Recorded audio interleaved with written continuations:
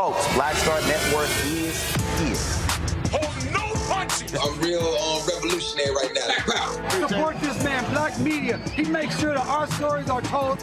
Thank you for being the voice of Black America, Roland. Stay black. I love y'all. All momentum we have now, we have to keep this going. The video looks phenomenal. See, this difference between Black Star Network and Black-owned media and something like CNN. You can't be Black-owned media and be scared. It's time to be smart. Bring your eyeballs home.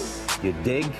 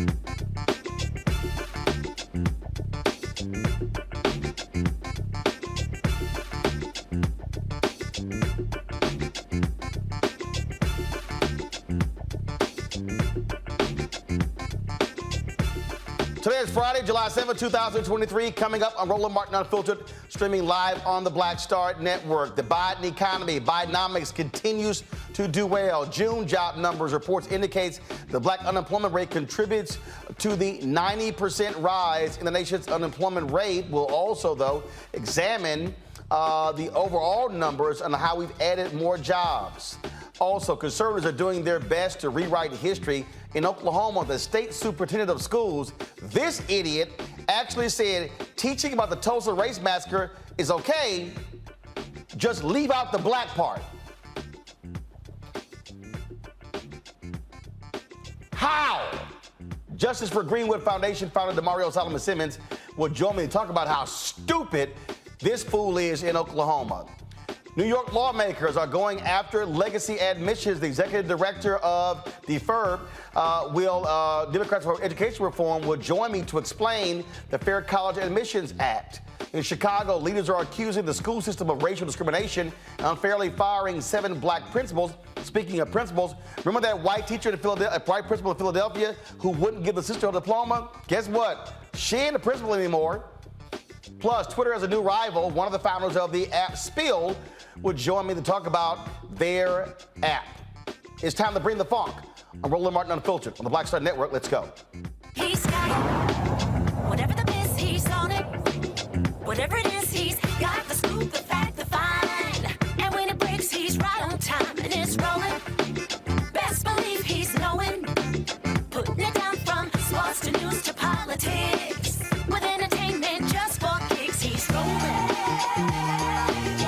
It's on go, roll, roll, y'all. It's rolling Martin, yeah. Rolling with rolling now. He's funky, he's fresh, he's real, the best, you know he's rolling Martin now.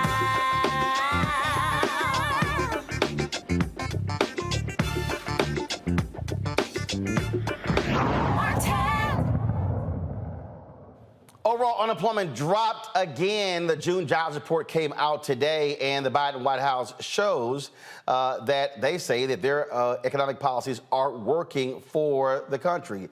209,000 jobs were added last month. For the third month, unemployment is 3.6%. It fell to that, but in those numbers, the unemployment rate for African Americans rose, causing blacks to account for 90% of the recent increase in the country's unemployment rate.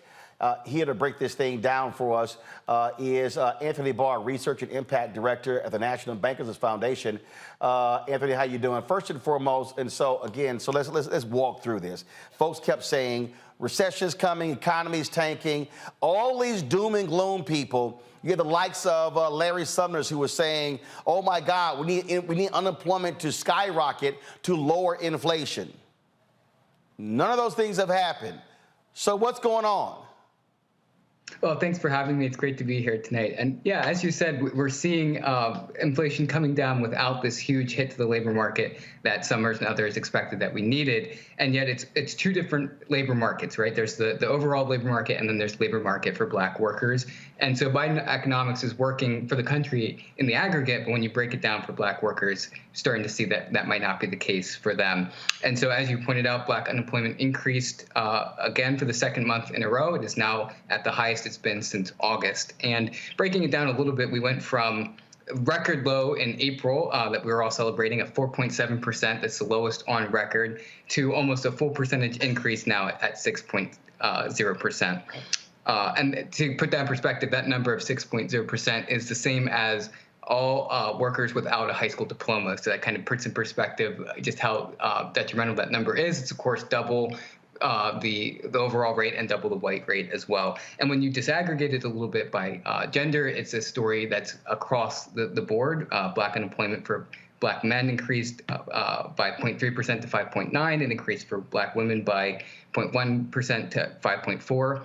And drilling down even further, the participation rates, the labor force has shrunk, the participation rates are lower, the employment ratio rates are lower as well. And so it's not just a case of, increased black workers competing over jobs. It's the case that there's frictional and structural unemployment barriers so that the black workers who are looking for employment aren't finding those opportunities, which is in direct contrast with white workers who increased their labor force and were still able to drop their unemployment rate down slightly.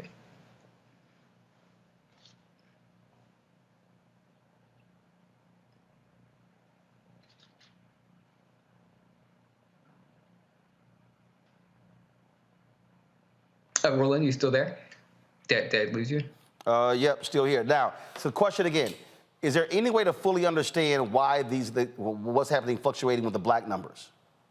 So when I look at it from a sector standpoint, I'm not seeing anything stand out in terms of specific sectors. And so this seems like kind of a broad pattern where, as we're seeing the labor market start to weaken and cool, the employers are able to be a little bit more discriminatory about who they're hiring. And so this is a pattern that we see throughout the literature, where you've got last in, first out, and as the labor force cools, Black workers are the first to not be hired. And so the way that I'm reading this is saying, okay, as you're increasing the number of white workers in their labor force, employers are filtering them into jobs, and they're overlooking Black workers who may be talented and able to take those jobs because they have that ability to show preference. And so overall, though, when you look at this, and so if you're looking at the unemployment numbers, if you're looking at stock market, if you're looking at, again, lowering of interest rates, if you look at gas prices, if you are assessing the economy as a whole, I mean, it literally is a stark contrast to obviously what Republicans say is going on. But also when you look at the polling data, where a lot of people think that the economy is just, oh my goodness, just awful and terrible, that's simply not the case. Yeah, so again, that seems to be the two-track story, right? That overall the economy is doing quite well, despite these interest rate hikes that are supposed to slow down the number of jobs being added and cool consumer demand and things like that. We're not seeing that really reflected in in that side of things. But then in terms of the situation for Black workers in particular, it does seem like all of the gains that we've seen in the last several months are starting to be erased, and there's an increased inability to be sorted into jobs. And this is a question about what the Fed will do moving forward, right? So, they paused their interest rate hikes last month. That's in part because they kind of looked at the turmoil in the banking sector and wanted to make sure that they weren't going to add to it. But now their own staff economists are projecting some form of a recession later in the year or early next year. And so it's a question: are you going to hike into that? Are you going to make those conditions even worse, and do that in a way that will have a disproportionate impact on Black workers? Or are you going to say, let's continue to wait and see if this 2-month increase in Black unemployment is a trend, and if so, maybe we'll pause a little bit further into the future and allow some time for the current rates to already work their way through the system before we see how much further we need to push on it. All right, then. From a banking standpoint, too, that the financial turmoil that you could see there as banks fail or as credit tighten conditions, those things impact minority communities too, right? Because it means less capital being deployed, or borrowers who are on the margins or small businesses that have less collateral get denied for those loans. And so I think that's something else that should be factored into there as we're thinking about can we retain a strong economy moving forward. See, this is why, again, I think we start trying to break down this economy and break down what's going on and why these things are happening. You simply can't look at one thing. You can't solely look at the monthly unemployment numbers. You can't solely look at the stock market. And frankly, we treat the stock market like it's, an NBA game where we want to see as many points as possible without realizing that you just can't keep going up and up and up and up and up, and everything's just going to be perfect and this thing's going to keep rising. That's simply not the case. Even if you look at inflation, all these people who are complaining about, oh my God, this is what happening under Biden. We literally had an artificial economy after the 2008 housing debacle. So you go from 2008 to 2022. I mean, when's the last time you had interest rates that were damn near zero for a decade or more? Yeah, that's exactly right. And, thinking about the stock market, if you push a little bit on that, the big, tech companies like the Googles and the Facebook, they're the reason that stocks are up slightly, if you're comparing the last couple months or, compared to last year when stocks were down. I'm worried that, that's not necessarily indicative of the broader, Fortune 500 companies or other publicly traded companies. So, there's a question, too, about, so far the Fed's attitude seems to be they can kind of really keep hiking and there's, ability to absorb that. But I do wonder if there's some fragilities that, if you start to kind of push a little bit, you start to see them, and then you say, okay, how does that translate to a heightened risk for minority communities and minority workers? All right, then. We certainly appreciate it. Thank you so very much. And again, we'll just continue to hope things get better for black workers. But what I keep also saying is this is why we've got to see greater capacity for black-owned businesses as opposed to when you look at the low numbers that exist right now for many of us. Anthony, we appreciate it. Thanks a lot. Yeah, thank you. Gotta go to a break. I'll be right back on Roland Martin Unfiltered, talking about a panel about this here. Also, we'll talk about the efforts to get rid of legacy in college admissions in New York State. Everybody keep talking about merit. No, they can't stand affirmative action. They don't say nothing about these white folks who keep getting to school on legacy. You're watching Roland Martin Unfiltered on the Black Star Network. Hatred on the streets, a horrific scene, a white nationalist rally that descended into deadly violence. White people are losing their damn minds. As an angry pro-Trump mob storms the U.S. Capitol, we've seen shooting. We're about to see the rise of what I call white minority resistance. We have seen white folks in this country who simply cannot tolerate black folks voting. I think what we're seeing is the inevitable result of violent denial. This is part of American history. Every time that people of color have made progress, whether real or symbolic, there has been what Carol Anderson at Emory University calls white rage as a backlash. This is the rise of the Proud Boys and the Boogaloo Boys. America, there's going to be more of this. Here's all the Proud Boys, guys. This country is getting increasingly racist in its behaviors and its attitudes because of the fear of white people. The fear that they're taking our jobs, they're taking our resources, they're taking our women. This is white fear.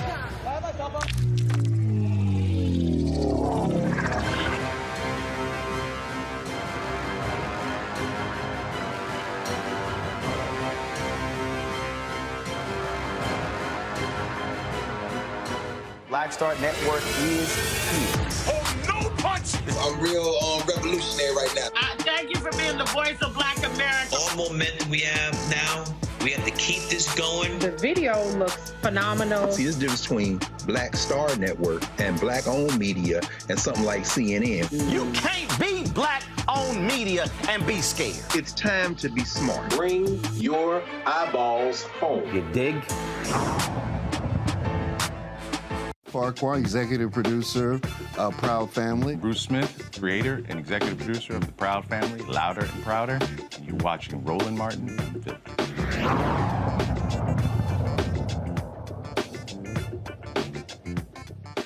All right, folks, joining me today is Michael Imhotep, host African History Network show. Detroit, Matt Manning, civil rights attorney out of Corpus Christi, Texas. Kelly Bethel, communications strategist out of D.C. Here's a thing that I'm still not understanding with these folks, Michael, and this is very simple. That is, if you are Biden-Harris, when you start looking at polling numbers, the people keep talking about the economy, how awful it is, how things are going bad. Obviously, Republicans are driving the narrative as well. Right. And so now they're running around talking about Bidenomics, and some people are saying, oh, my God, you know, that makes no sense whatsoever. Phrases are great, but I think what is critical, it's literally explaining to people in real, clear, stark terms how much money has been going out, what money is being spent, putting your name on projects, all of those different things. You have to tell the narrative.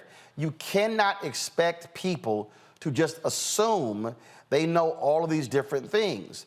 And so if I'm this White House, I'm not chilling this summer. I'm sitting here in July, August, September, October. I'm going hardcore, taking credit for every damn thing.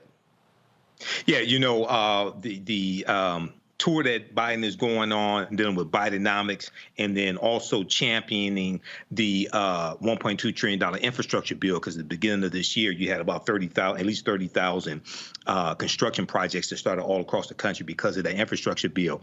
That's a good start with Bidenomics and explaining what has been accomplished, but you have to break it down to the granular level, okay? And you have to not just explain the bill that got passed or how much the bill was. You have to explain how this bill being passed in Washington, D.C., okay, that is not even technically a city, meaning, the mayor doesn't have full control over the city like other cities. Explain how those policies are impacting the economic conditions of everyday people. Okay, reduce it to the ridiculous. That's what you have to do, because everybody doesn't follow this. Most people don't. Okay, so you have to explain that, and you have to claim it, and then also you have to explain most of these Republicans showing up to the groundbreaking for these construction projects voted against the infrastructure bill as well. You have to explain how the $1.9 trillion American Rescue Plan, which saved the U.S. economy, how it helped people keep people in their homes, how it gave $5.8 billion in funding to HBCUs, that and other policies from the Biden-Harris administration. Talk about the 13.2 million jobs created in the 2.5 years that Biden and Harris have been in office. So you have to reduce this to the ridiculous and show how each one of these policies are helping people, and then tell them, compare this to what Republicans are talking about. Compare this to their policies, because overwhelmingly Republicans voted against these policies. See, I believe in being even more guerrilla with it, gangster with it, Kelly. Every Republican event where they are holding a news conference touting the spending or whatever, I would be sending folks there. In fact, I'm going to pull up in a second. You think about this fool, James Comer. He held an event. I got to find the tweet. He held an event talking about an airport in Kentucky. And he thanked Trump for the money, but there was money in the infrastructure bill that Biden passed forward as well. I would have people of the state Democratic Party at every event. Every event with, thank you, Joe. Thank you, Joe, for the money signs. That's how you have to counter these lies. That's exactly right. And it's funny because, state level DNCs, they have that kind of money, and they actually can hire people to do that. I've actually seen hecklers, or professional hecklers, rather. I forgot what the original name for it is, but basically a professional heckler on the Republican side come to Democratic events and heckle candidates, heckle their staff, and try to get them caught up in saying something that could be a soundbite for the opposing party. I don't see that as much on the Democratic side, and that's actually, while some may argue unethical, it's an effective comm strategy to do so, because it's not like you're lying when they say that they said that. They said it. It's videotaped. It's on the record, what have you. And Biden, the Democratic Party at large, I believe, is a little bit soft on these issues as far as pushing what they actually do.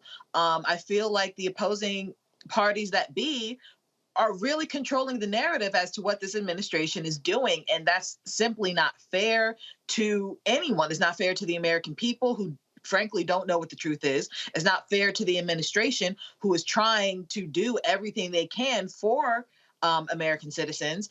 And it's not fair to just how the political landscape is as a whole, because what's going to be on record is a lie, not what actually is happening. When I was at Texas A&M, Matt, Peter Roussel, he was deputy press secretary to Vice President George H.W. Bush. And he was an adjunct professor at Texas A&M after he left the White House. And Peter said something to me that I'll never forget. He said, Roland, he said, never not pat yourself on the back. I was like, interesting. Because we always hear, oh, no, don't pat yourself on the back. You're going to break your hand doing so. He said, no. He said, you know why you pat yourself on the back? Because it ain't no guarantee somebody else will. He said, always tell your story.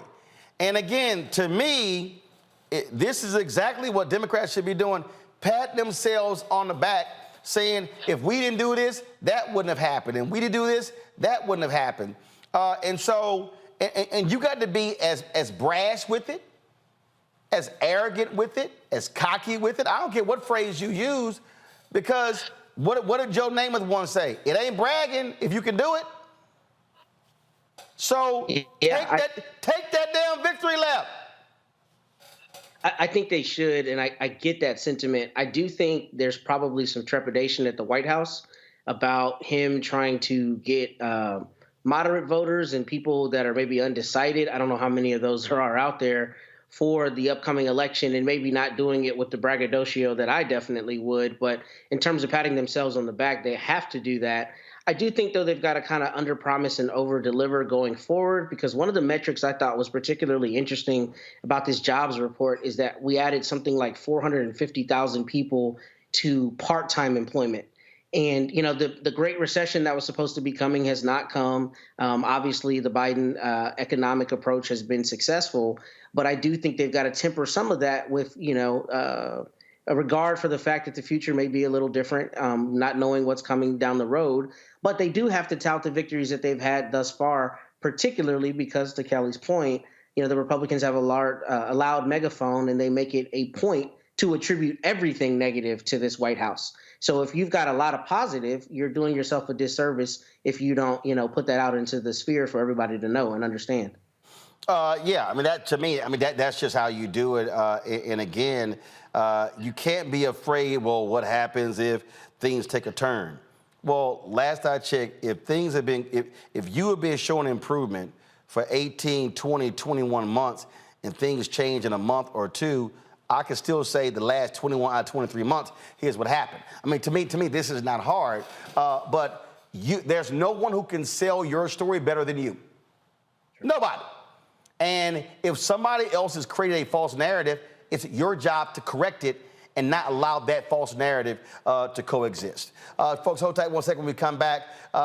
Supreme Court's affirmative action decision has put the issue of legacy admissions back in the spotlight in New York State as an effort to actually get rid of it. We'll talk with Democrats for Education Reform leader next about that very issue. You're watching Roland Martin Unfiltered on the Black Star Network. Download the Black Star Network app, Apple phone, Android phone, Apple TV, Android TV, Roku, Amazon Fire TV, Xbox One, Samsung Smart TV. Also, folks, you can also, if you're watching on YouTube, hit the like button as well, folks. We should easily be over 1,000 likes in our first hour. Be sure to join our Bring the Funk fan club, see and check in money orders. P.O. Box 57196, Washington, D.C. 20037-0196. Cash App, $RM Unfiltered. PayPal, R Martin Unfiltered. Venmo is RM Unfiltered. Zelle is Roland at RolandSMartin.com. Roland at RolandMartinUnfiltered.com. We'll be right back.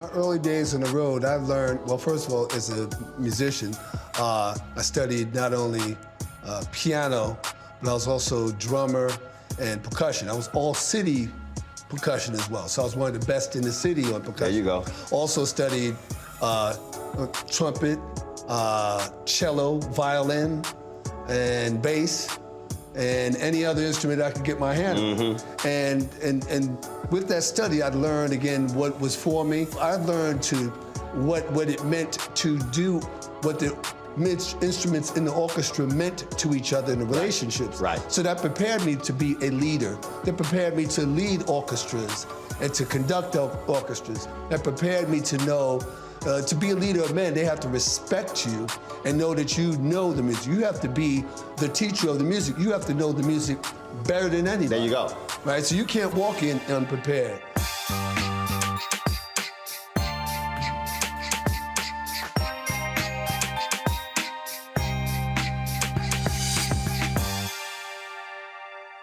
When you talk about blackness and what happens in black culture, we're about covering these things that matter to us, speaking to our issues and concerns. This is a genuine people-powered movement. There's a lot of stuff that we're not getting. You get it, and you spread the word. We wish to plead our own cause. Too long have others spoken for us. We cannot tell our own story if we can't pay for it. This is about covering us. Invest in black-owned media. Your dollars matter. We don't have to keep asking them to cover our stuff. So please support us in what we do, folks. We want to hit 2,000 people, $50 this month, raise $100,000. We're behind 100,000, so we want to hit that. Y'all money makes this possible. Check some money orders. Go to P.O. Box 57196, Washington, D.C. 20037-0196. The Cash App is $RM Unfiltered. PayPal is R Martin Unfiltered. Venmo is RM Unfiltered. Zelle is Roland at RolandSMartin.com. Hi, I am Tommy Davidson. I play Oscar on Proud Family, Louder and Prouder. I don't play Sammy, but I could. Or I don't play Obama, but I could. I don't do Stallone, but I could do all that. And I am here with Roland Martin on Unfiltered.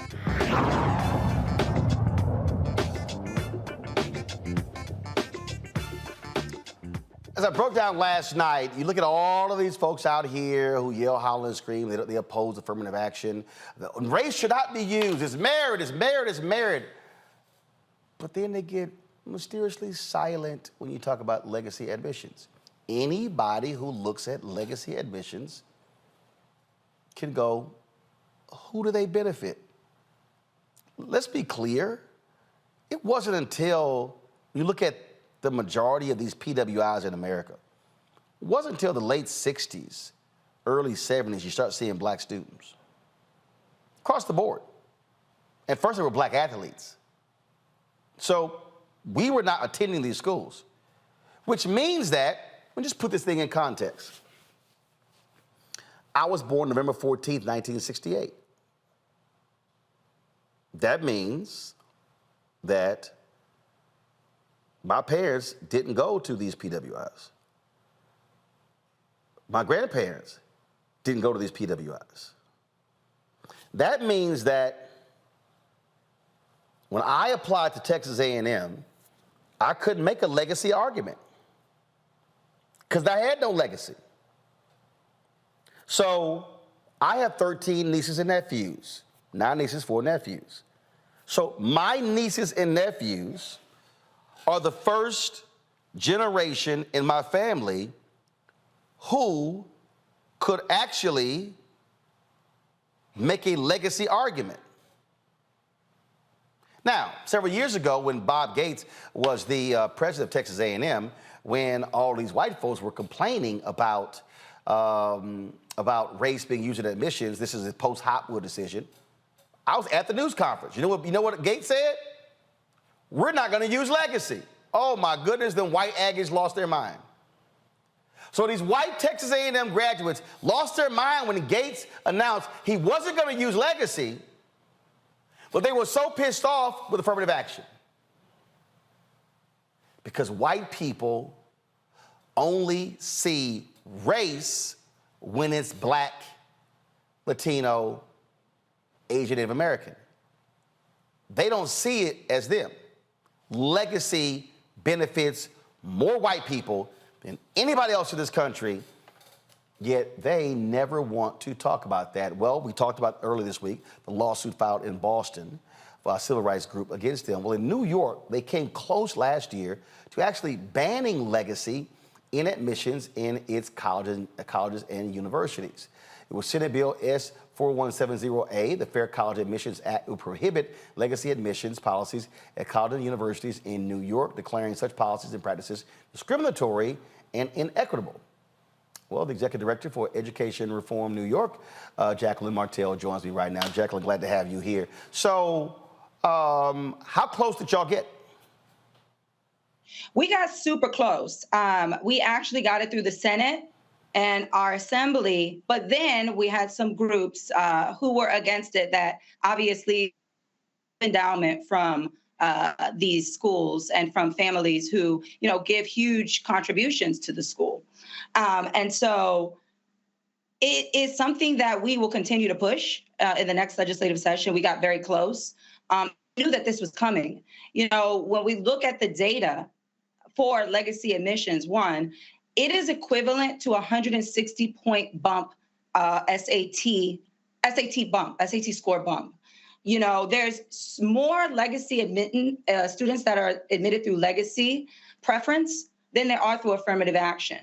And so, to your point, too, in New York, one of the most diverse school systems in all of the country, but yet one of the most segregated students, we inadvertently are not allowing for students who identify as first-generation college students to even get this preference. And so it is something that we really, really are continuing to fight for. We have over 70 colleges and private universities in New York who have the legacy preference question still on their applications. It's a problem here in New York. Yeah, and see, and again, for the people who don't understand, these nuances, this is very simple. A white student today who is invoking legacy is benefiting from Jim Crow. Right. And then the same white folks want to tell us, oh, it's unfair for you to benefit and I don't because of Jim Crow. They are literally benefiting from racist policies. Right, right. They're benefiting from racist policies because they have access to affluence and to wealth, quite frankly. And to your point, this is not even a partisan issue. Our national affiliate actually conducted a poll after the SCOTUS decision around diversity in schools. And I have the data here. 81% of Republicans, 93% of Democrats, and 83% of independents know that diversity within our higher education system is imperative to, one, our democracy, but also the future of the workforce in this country. And so this is a partisan issue, but I think that people really understand the fact that diversity within institutions of higher education is important for all of us. But also, too, when we talk about preferential treatment and preference in the higher education admissions process, we need to be looking at that holistically. In this country, have this ideology of meritocracy, that you can pull yourself up by the bootstraps. That is not true. We live in our state in particular where we're seeing gross amounts of economic disparity, housing disparity, and quite frankly, as I talked about when I was on your show last time, access to quality education within our K through 12 space. We need to make sure that we are leveling the playing field for all students in this state and this country. Absolutely. My panel here. Matt, your thoughts about these lawsuits. First with a lawsuit towards Harvard against legacy admissions, and then also this effort here. I mean, just like Ed Bloom and his folks, in terms of what they were successful at, the data doesn't lie, Matt. Legacy absolutely benefits white students, and it literally is taking advantage of Jim Crow era policies.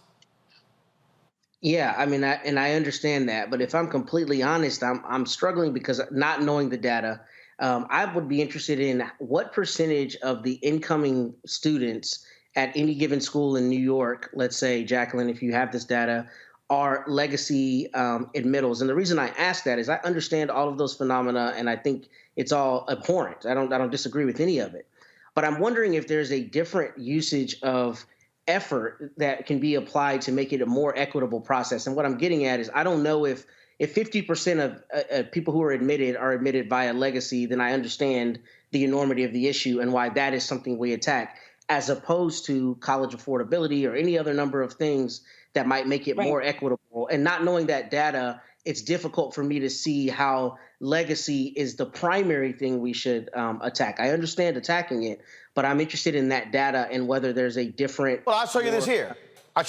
Okay, pull it up. I'll show you this here, Matt. Pull it up. A study was done. 43% of white students at Harvard were either legacy, athletes, or related to donors or staff. 43%. The same study, it says right here, the study found that roughly 75% of the white students admitted from those four categories labeled ALDCs in the study would have been rejected if they had been treated as white non-ALDCs.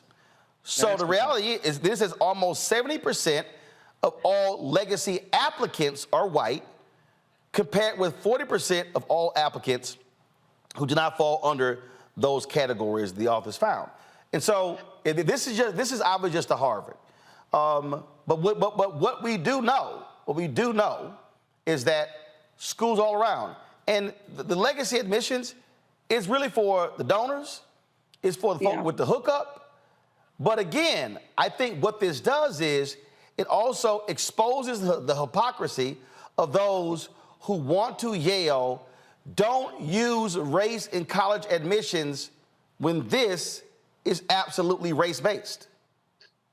Yeah, and there's no question they're getting a very clear leg up. I'm merely asking in terms of the things that can make college more accessible to us writ large, what are those phenomena and whether legacy falls, at the top of that. Because I don't disagree with you. There's a lot of intellectual dishonesty, and we know that. We know that they scream meritocracy and they're the first to put down legacy because they know that gets them the shoe in where they're otherwise not qualified. I understand that. But in looking at the overall picture, Jacqueline, what does the data say in terms of first-year admits and legacy as opposed to non-legacy students? What percentage in New York, for instance, are legacy students, if you have that? That's a great question. One of the key issues that we actually have when it comes to understanding the data is that we don't get disaggregated data within this state.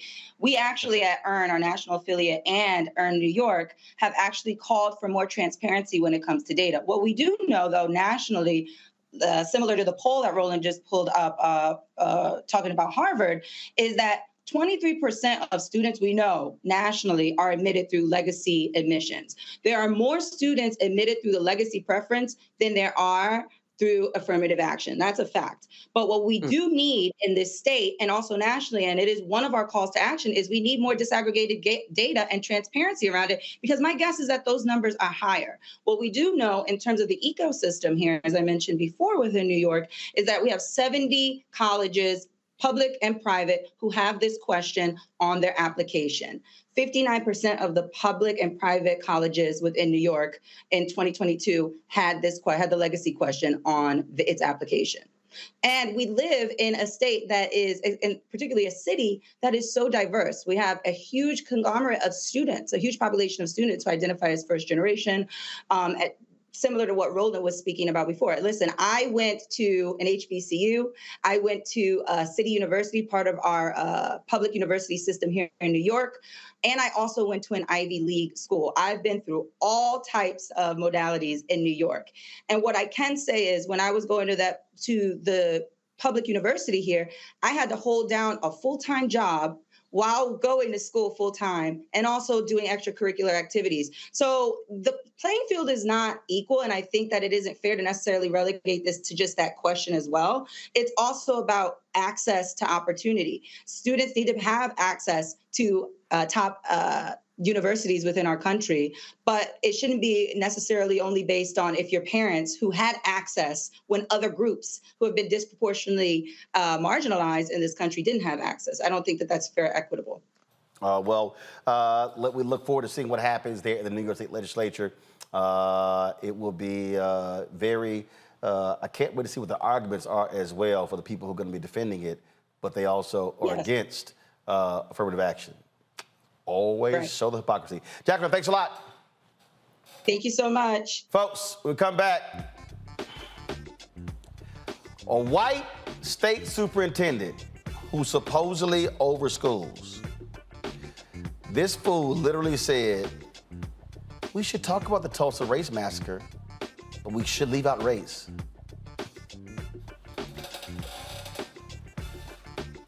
The shit is called the Tulsa Race Massacre. I'll be back on Roland Martin Unfiltered on the Black Star Network.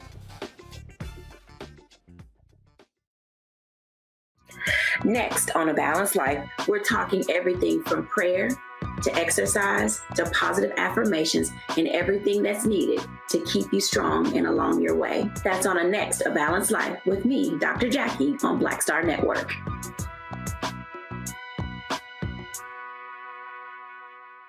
On the next Get Wealthy, did you know that the majority of households headed by African American women don't own a single share of stock? No wonder the wealth gap continues to widen. Next on Get Wealthy, you're going to hear from a woman who decided to change that. Have been blessed with good positions, good pay. But it wasn't until probably in the last couple of years that I really invested in myself to get knowledge about what I should be doing with that money and how to productively use it. Right here on Get Wealthy on Black Star Network. Up next on The Frequency with me, Dee Barnes, the shooting of Megan Thee Stallion and the subsequent trial of Tory Lanez. Megan has been treated like the villain. The experience that Megan went through is something that all Black women face when we are affected by violence. This is something that's called misogynoir. There's a long history of characterizing Black women as inherently bad in order to justify our place in the society. Next on The Frequency with me, Dee Barnes. Hi, I'm Jo Marie Payton, voice of Sugar Mama on Disney's Louder and Prouder Disney Plus, and I'm with Roland Martin on Unfiltered.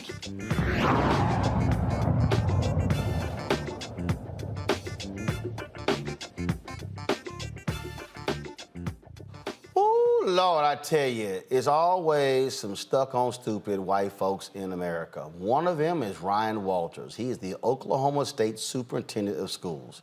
This dumbass, and I'm talking about dumbass, actually said this about the Tulsa Race Massacre of 1921. Tulsa Race Massacre not fall under your definition of CRT. Okay, thank you. I'm sorry, I didn't address that part. I would never tell a kid that because of your race, because of your color of your skin, or your gender, or anything like that, you are less of a person or are inherently racist. That doesn't mean you don't judge the actions of individuals. Oh, you can absolutely. Historically, you should.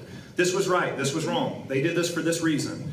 But to say it was inherent in that because of their skin is where I say that is critical race theory. You're saying that a race defines a person. I reject that. So I would say you be judgmental of the issue, of the action, of the content, of the character of the individual. Absolutely. But let's not tie it to the skin color and say that the skin color determined it. One more follow-up. How does the Tulsa Race Massacre not fall under your definition of CRT? I answered it. That's my answer. And again, I feel like... The Tulsa Race Massacre was a race massacre. How does it not fall under CRT? I've answered your question. I do appreciate very respectful. The 100 years of silence was about race. How does that not fall? How does that not qualify for CRT? I appreciate your question. That's how you light his dumb ass up. Damario Solomon-Simmons, co-founder of Justice for Greenwood, joins us right now. He represents 3 of the survivors of the 1921 Tulsa Race Massacre. I mean, this goes to show you, Damario, the extent that, this is why also I wrote my book, White Fear. They're white folks like this guy who want to act as if, yeah, let's discuss the Tulsa Race Massacre, but let's leave race out of it. And this fool is over all schools in Oklahoma. Yes, sir. Roland, good to see you. First, I want to say congratulations to your 1 million subscribers on YouTube. Very proud of you for that. Appreciate it. And Roland, listen, you're right. This guy's he's the Oklahoma Secretary of Education, the superintendent for all schools. And people like Ryan Walters, this is what he said. It's so absurd, ridiculous, it's ahistorical. He's trying to brush aside the facts and the reality of what the massacre was about. Listen, they said their stated goal of the massacre was to run the Negro out of Tulsa. When they bombed and burnt down 40 square blocks, as this picture shows right here, it was for all of the 10 to 12,000 Black people that lived in Greenwood. After the massacre, listen, look at the postcard. Running the Negro out of Tulsa. I'm not making this up. And then in the newspapers days after, in the city of Tulsa government and the Tulsa County government, they said we want to make sure that we police these Negroes more aggressively so quote unquote nigger town does not rise up again. These are the things that these people said at the particular time. And this is why it's so important to us at Justice for Greenwood that we continue to move forward this work, because we have to fight these false, absurd, ridiculous, false narratives that people like Ryan Walters want to put out into the world. And another reason why we're so hopeful that our current case that's pending right now in the Tulsa County District Court will be allowed to move forward to trial so we can get the truth of what happened with the massacre and we can forever shut down people like Ryan Walters. So this sort of reminds me of the white folks in Virginia who did not want to deal with when the law was passed that the governor had to, when they kept folks with felony conviction from voting. And literally, the law was passed and the lawmakers said on the floor, this is to keep the darkies from voting. That was the actual intent. Then years later, it's like, well, no. That's not why we're continuing this. No, the record is clear. It was intended to keep the darkies from voting. No different than the law in 1890 where they changed the Constitution and they added a whole slew of felony convictions in Mississippi to keep black people from voting. So there are white folks in this country who want to deny exactly why laws were created, and those same laws are still impacting us today, but they didn't want to say, oh, no. The intent and the motive has changed. The motive is the same. Well, it's racial gaslighting, Roland, at its finest, because not only do they want to be able to talk about laws that we know are specifically based upon race, or things like the massacre was specifically based upon race, when it's something that's going to help us, then they say, oh, we don't want to do it that way. Think about the 14th Amendment. You know, the Supreme Court just gutted, utilizing the 14th Amendment, just passed some terrible laws last week dealing with college admissions, LGBT rights, et cetera, right? But the 14th Amendment, what is the original intent of the 14th Amendment? It was to help empower black people who were coming out of enslavement. It is a race-conscious law, and yet the Supreme Court is saying we cannot use this in a race-conscious manner because we don't think that's the way it should be interpreted, even though that's the original intent. So it's racial gaslighting. We deal with it each and every day all across this country and double time here in Oklahoma.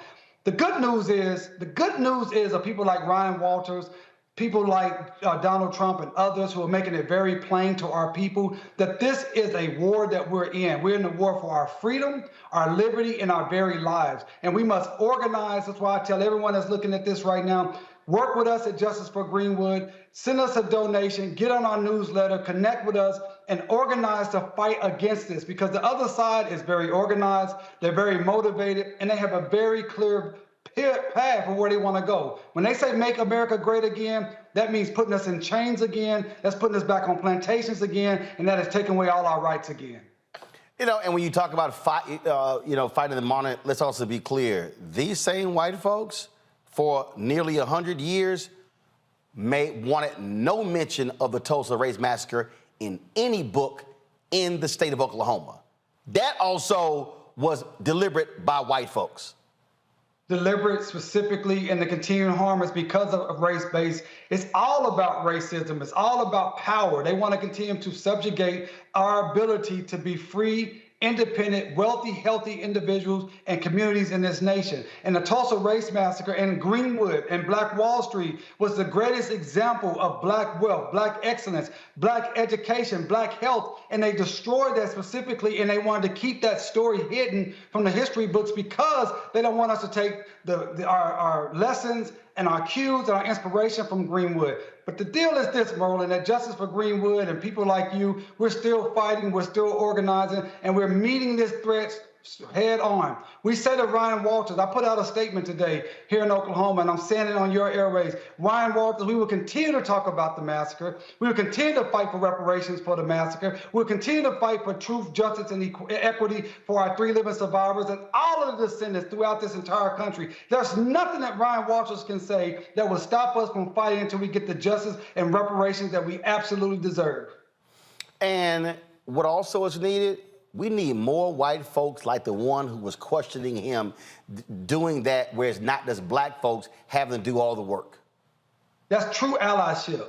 You know, that white person who showed up, that was a Republican, Cleveland County Republican meeting. So that means someone had to go out of their way, go to that meeting, which was in a library in Norman, Oklahoma, sit on the front row and specifically say, I'm going to challenge you. I'm going to challenge you firsthand, right on hand. And I'm going to say that's not an easy thing to do here in Oklahoma, because Oklahoma is a right-wing, deep red, Republican MAGA state. So we need those type of allies that will stand forward and be out on the front lines and will provide us the necessary power that they bring just with their white bodies. If a black person was maybe making those same questions at that location in Norman, Oklahoma, the police probably would have been called, no doubt. This is also why, Damario, why we have to show up at events like that. And I say this all the time, that elections are the end of one process at the beginning of another. You're there in a red state. Ryan Walters has pissed off Republicans for being stupid. Yes. I mean, even they have said, he a dumbass. They've stripped him of his powers. But this is the kind of stuff where I'm saying we got to show up at town halls, at events like that, to challenge these folks, had a camera rolling, and to force them to answer, to show how stupid they are.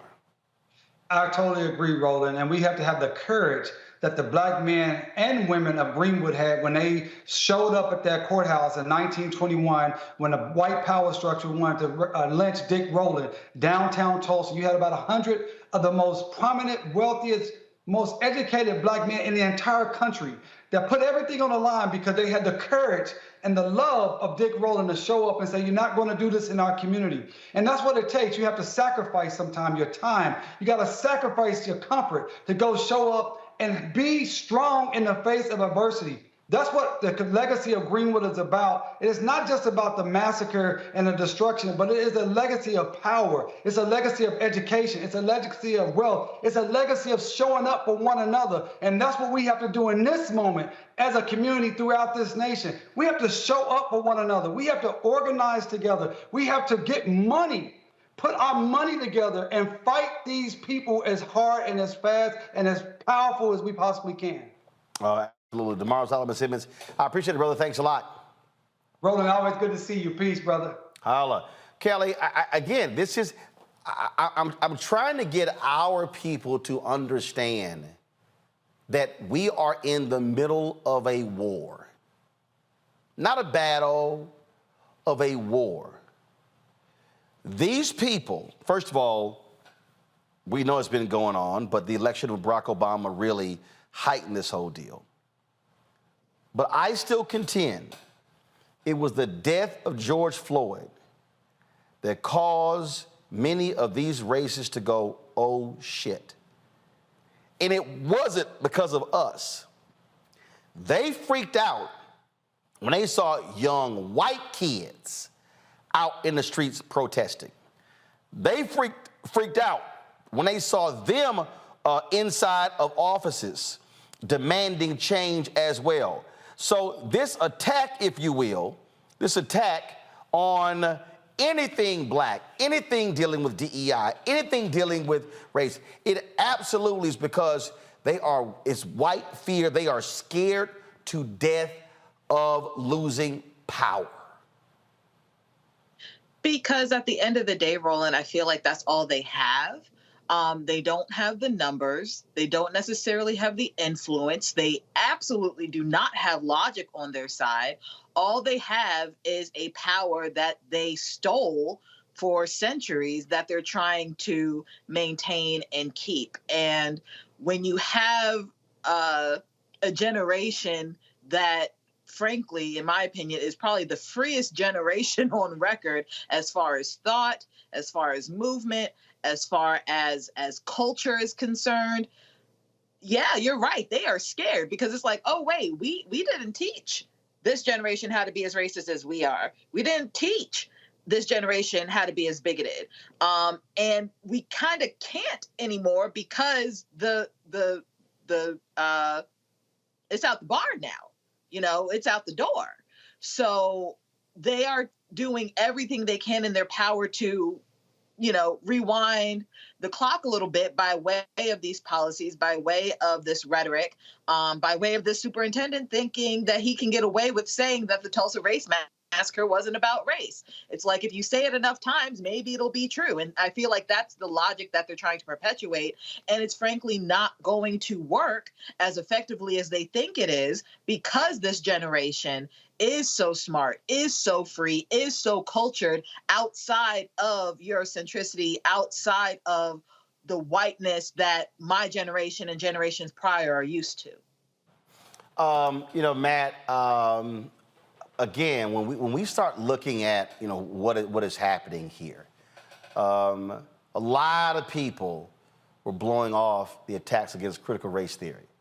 But they were very clear. Christopher Rufo made it clear. They were trying to lump anything dealing with race under that banner to stoke white fear. How did Glenn Youngkin win in Virginia? Because white turnout increased. That's how he won. What they understand is, to Kelly's point, we look at the numbers.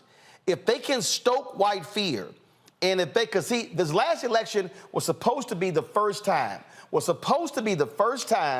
in American history that the total electorate of white voters fell under 70%. In Virginia, it was around 74. In the 2020 election, same thing, was above 70. And so they understand when you start dropping below 70% of the total electorate being white, then you are hitting that, you're moving towards that nation becoming a majority of people of color. That is what's freaking them out. And so they are trying to find every racial button to push in order to keep that white fear machine going. And every mechanism to, aid that machine. I like it, Roland, when you pass it to me and you basically make the arguments I'm going to make. But you're right, 100%, particularly with CRT. I mean, we've talked about it a million times on the show, but that has become a dog whistle for anything race. And what's particularly insidious about people like Walters is they try to paint it like they have some moral high ground. If you listen to what he said is, oh, yeah, I want you to decry the action, but you don't make it applicable to the person because of their race. When we all know that Tulsa race riots were about race, as the brother just said, right? I mean, that's all it was about. But what they try to do is repackage it and try to make it about some individual analysis of an individual person, despite the fact that whiteness is the primogenitor of all of it. It's the thing that's driving everything. So I think you're 100% right. And that goes part and parcel with things like voter disenfranchisement and trying to make it harder to vote, right? Because it's a numbers game. Anybody who's been involved in any political campaign, it's all numbers. It's all where you're going to get the biggest turnout on your boxes, what's the best precinct, all that stuff is all numbers. So it's all metrics, and it's all a matter of decreasing the numbers of us participating and increasing relatively the numbers of them participating as the overall number dwindles. So I think you're exactly right in your analysis. This right here, Michael, is why I spend so much time trying to explain to black people, don't get caught up in dumb shit. Don't get caught up in these silly arguments and these silly debates, things along those lines. I mean, here's a perfect example. And I had to sit here and so you take Breonna Joy Gray. She tweeted this nonsense earlier. Endorsing Joe Biden now is a betrayal of progressive interest. It was true of Bernie Sanders' endorsement and is true of AOC. Most Democrats don't want Biden to run. Bernie and AOC are tragically out of step with the movement and the moment. Well, first of all, most people don't want to run because he's too old, but he's running. So I responded to her. And I said, oh, please, that's utter BS. You must enjoy losing. The moment Biden won in 2020, we knew he was running for re-election. This ain't The Sims. It's reality. Bernie Sanders knows it, too. This is the rationale that led to Trump winning and getting 3 SCOTUS picks. She then goes, people like Roland Martin will try to guilt and shame you into selling your vote cheap. The corporate Democratic Party cannot exist without your cooperation. It's your right to stop cooperating, demand more. And then, of course, I couldn't leave it there. So I had to respond to that foolishness. And I said, nah, Breonna, I'm not stuck on stupid. I'm in Virginia. I saw white turnout increase to elect Youngkin. I saw what happened when CRT was bullshit and used to drive white fear. You have taken L's in elections because you desire the perfect. I understand power. Losers have none.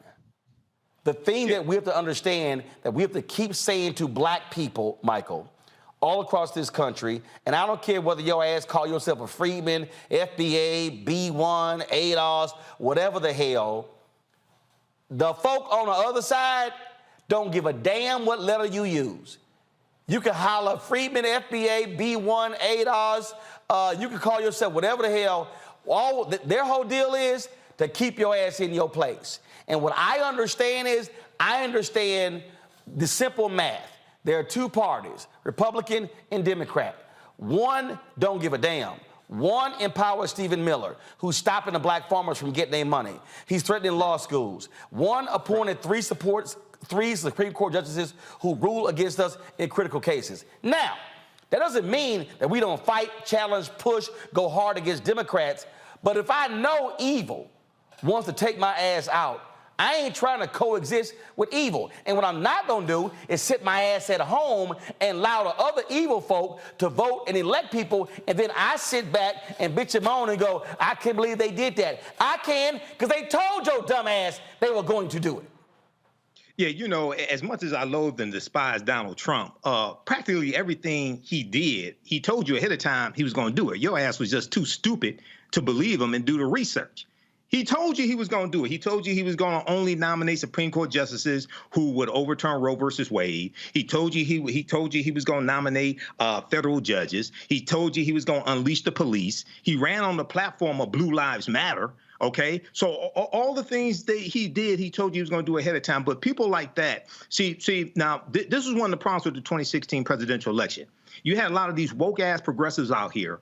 People like Dr. Eddie Glaude on MSNBC, who sat his ass on MSNBC and told people, don't vote for president.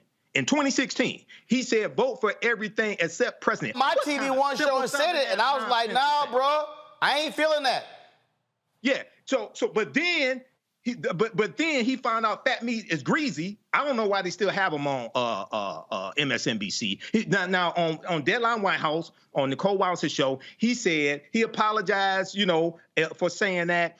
This was maybe a year or two ago. He said he had too much faith in white people. Wait a second. You got a PhD and you're that ignorant not to see this domestic terrorist threat coming named Donald Trump, who ran on the platform of Law and Order, which was a throwback to Richard Nixon in 1968, who ran on the platform of Law and Order, which means protect white people and lock up African Americans. But the person that you tweeted with, I don't go back and forth with people like this. This is what I do. I drop this on them. Proper documentation ends all conversation.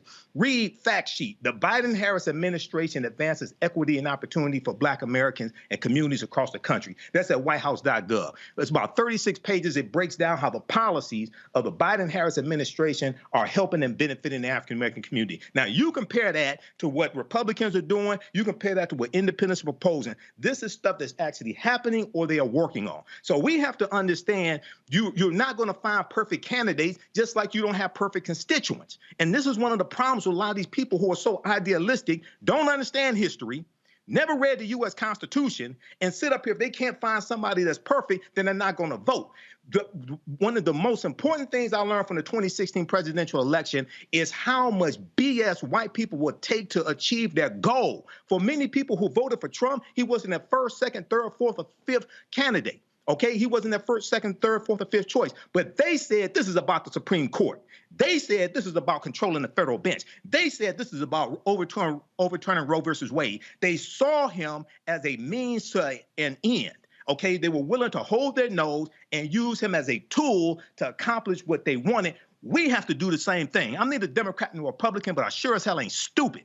We need to understand how to use politicians and the Democratic Party as a tool to accomplish what we want, and that has to be by mastering history, economics, law, and politics. Speaking as a tool, coming up next, we're going to talk about a new social media app that aims to offer an alternative to Twitter. It is Black-owned, Black-controlled. But some of these people are still whining about here. Oh, I can't stand the people who complain about stuff and they ain't never launched a damn business in their life. We'll be talking with one of the co-founders of Spill next on Roland Martin Unfiltered on the Black Star Network. Next on The Black Table with me, Greg Cole. The United States is the most dangerous place for a woman to give birth among all industrialized nations on the planet. Think about that for a second. That's not all. Black women are 3 times more likely to die in this country during childbirth than white women. These healthcare systems are inherently racist. There are a lot of white supremacist ideas and mythologies around Black women's bodies, even Black people, that we experience pain less, right? Activist, organizer, and fearless freedom fighter Monifa Akinwole-Bandele from Moms Rising joins us and tells us this shocking phenomenon, like so much else, is rooted in unadulterated racism. And that's just one of her fights. Monifa Bandele on the next Black Table here on the Black Star Network.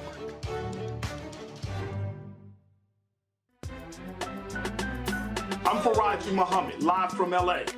And this is The Culture. The Culture is a two-way conversation. You and me. We talk about the stories, politics, the good, the bad, and the downright ugly. So join our community every day at 3 p.m. Eastern and let your voice be heard. Hey, we're all in this together. So let's talk about it and see what kind of trouble we can get into. It's The Culture, weekdays at 3, only on the Black Star Network.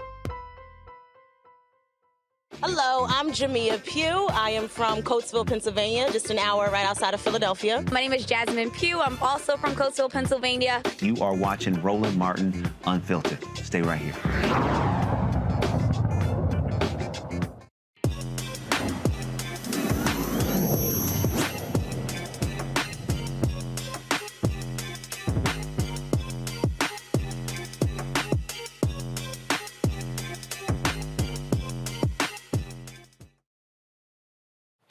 Two former Twitter employees joined forces to create what some are dubbing Twitter's rival, or the true Black Twitter. Davaris Brown was a product manager lead. Alfonso Fons Terrell was the global head of social and editorial. The duo created the social platform Spill, which navigates nuances of Black culture and rewards users. Alfonso Fons Terrell, Spill's co-founder and CEO, joins me now live from L.A. Alfonso, glad to have you here. Jump right off to it. You've heard people used to kill me when they would holler, Black Twitter, Black Twitter, Black Twitter. And there were some people who would just hold it on to that. And I kept saying, we don't own that shit. I'm like, we're contributing to it. And then what we do as Black people, and I say this all the time, we make everybody else stuff sexy and we make them rich.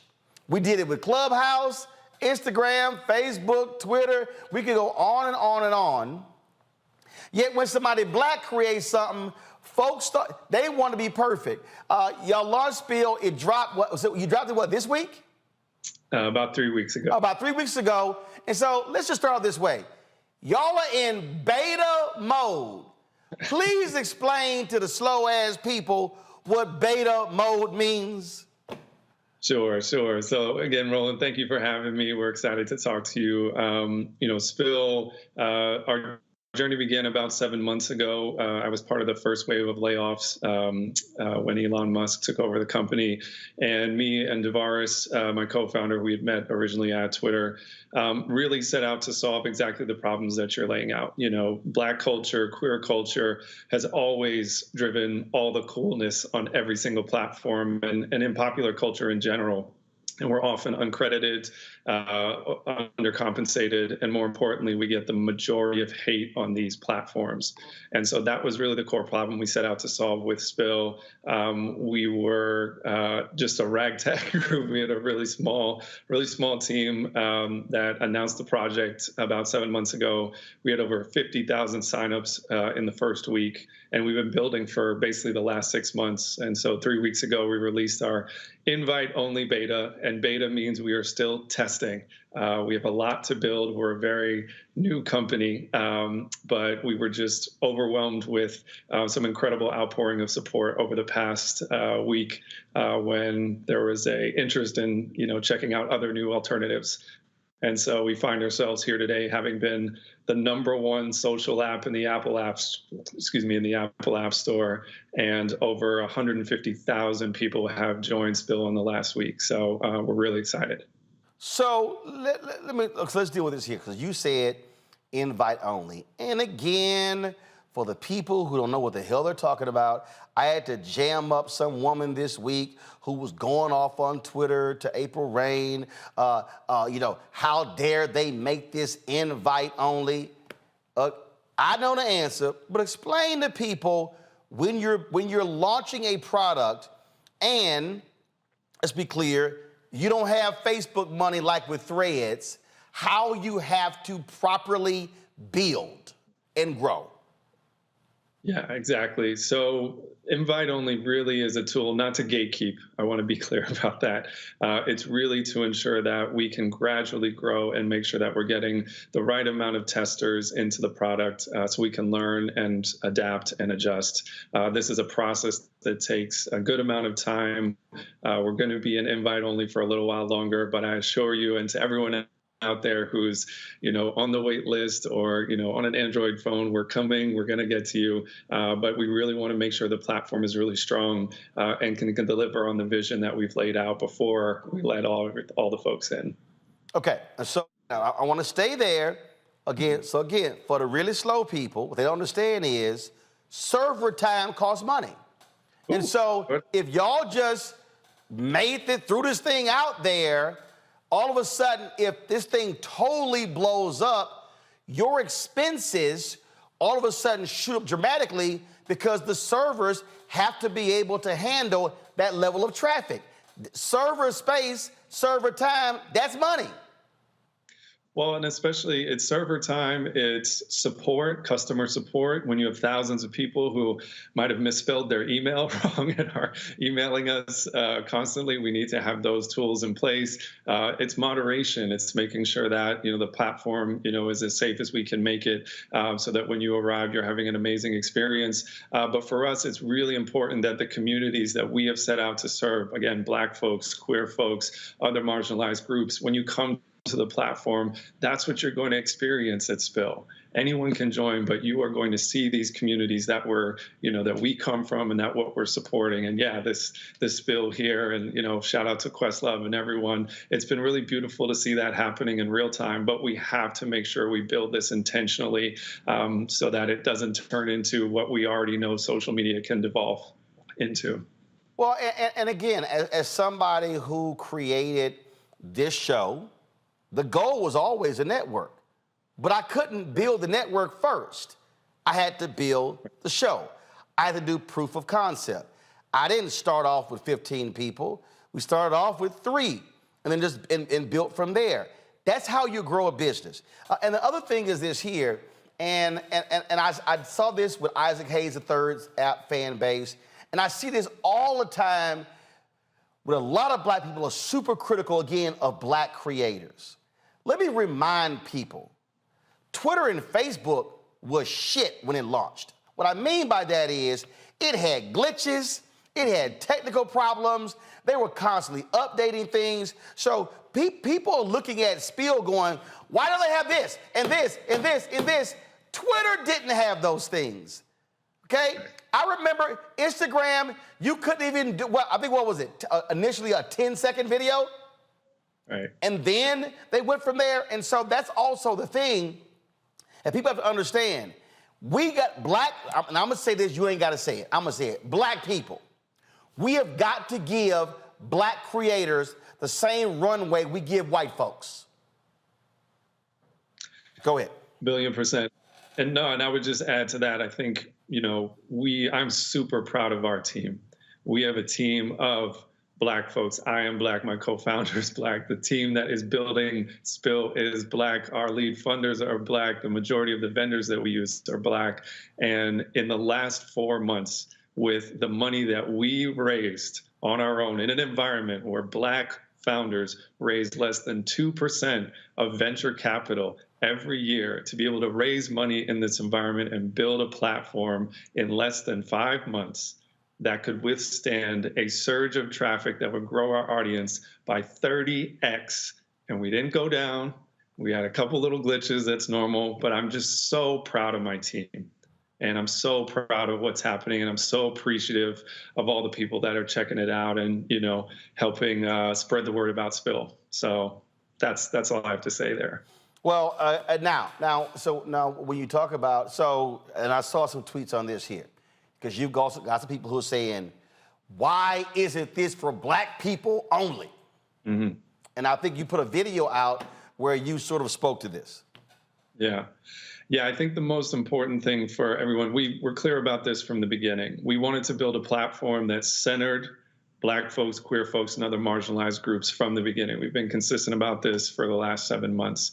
And I think what we saw was in the excitement of people coming onto the platform, there were some assumptions made, and honestly, people reacting to seeing, a couple of white folks here or there on Spill, that this was, atrocious or something like that, and behaving badly and just not really upholding, decorum, respect, for anyone, which is antithetical to the values of what we're building.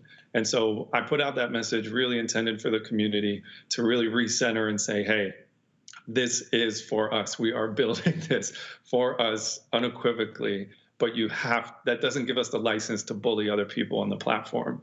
Why would we do that when we've experienced that ourselves? So that's really where we come from. But the mission of Spill will always, again, to be building and center Black folks, queer folks, other marginalized groups, because it's a problem that no one else is going to solve but us. Well, it's sort of like me. I mean, look, I have this show here, and obviously with my content, with my guests and my subject matter, I'm targeting African Americans, but I got white guests who come on. I've got white folks who watch the show. So I can't sit here. I mean, literally, I got a letter from a 70-year-old white gay man who contributed to our Bring the Funk fan club. So what am I supposed to do? Say, oh no, you a white gay dude, I'm sending your money back. Hell no. And I'm glad that he's watching the show and he said, I am learning things I never even knew existed. Hello? Exactly, and that's exactly the point, right? Like, one, we want a space that anybody can benefit from what we're building. But when we come to like the creator economy, for example, and you've talked, probably heard so much about other social platforms promising Black creators or queer creators, oh, you get a party this month, or you get, you get a fund over here. We want creators that we are centering on our platform to be able to benefit from any audience that wants to come and enjoy their content. And that's a big part of this. And we're really trying to create an ecosystem here. And I think that's something that maybe people haven't seen before, that yes, we can be Black, we can build for Black communities, and everyone can enjoy it. And that can be an amazing business. I think we're overdue for something like that. Hold tight 1 second. I got to go to a break. We come back. Pamela got some questions for you as well, folks. We're talking with the co-founder of the Black-owned created app Spill. It's a social media app that if you want to get on Twitter, be on Spill. Yes, I'm on Spill, like all of my other accounts, at Roland S. Martin. So we'll continue our conversation when we come back. Roland Martin Unfiltered on the Black Star Network. Remember, YouTube, hit the like button. If y'all watching on YouTube, hit the like button. We should easily be at 1,000, 2,000 likes. It impacts the algorithm, which also impacts it being recommended, which impacts money that we make. So one, that's important too. Download our Black Star Network app, Apple phone, Android phone, Apple TV, Android TV, Roku, Amazon Fire TV, Xbox One, Samsung Smart TV. Also contribute to our Bring the Funk fan club. Y'all, this show ain't cheap.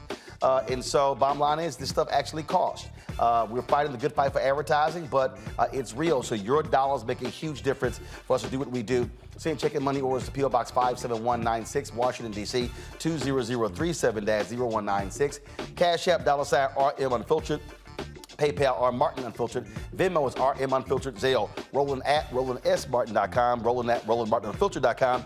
And be sure to get a copy of my book, White Fear, How the Browning of America is Making White Folks Lose Their Minds, at bookstores nationwide. Download your copy on Audible. Order on Amazon. We'll be right back. Hatred on the streets, a horrific scene, a white nationalist rally that descended into deadly violence. White people are losing their damn minds. As an angry pro-Trump mob storms the U.S. Capitol, we've seen We're about to see the rise of what I call white minority resistance. We have seen white folks in this country who simply cannot tolerate Black folks voting. I think what we're seeing is the inevitable result of violent denial. This is part of American history. Every time that people of color have made progress, whether real or symbolic, there has been what Carol Anderson at Emory University calls white rage as a backlash. This is the rise of the Proud Boys and the Boogaloo Boys. America, there's going to be more of this. Here's all the Proud Boys, guys. This country is getting increasingly racist in its behaviors and its attitudes because of the fear of white people. The fear that they're taking our jobs, they're taking our resources, they're taking our women. This is white fear. Black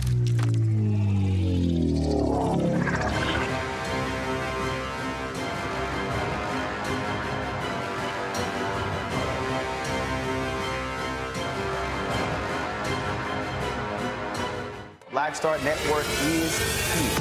Oh, no punch! I'm real revolutionary right now.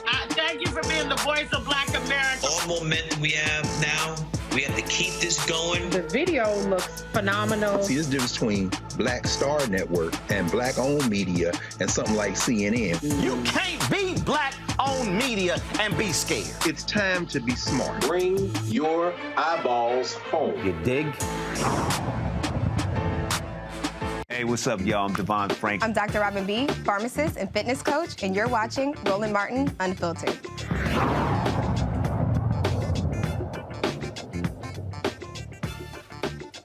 All right, folks, talking with the co-founder of the app Spill. You can follow them on Twitter at SpillMob. Same thing on Instagram. You can download the app. Right now, it is iPhone only. Y'all, that ain't new. It's a whole slew of apps that have always been iPhone first, and then Android came second as they developed the app. And so that's important. Let's go to our panel. Let's see here. Kelly, you first. Sure.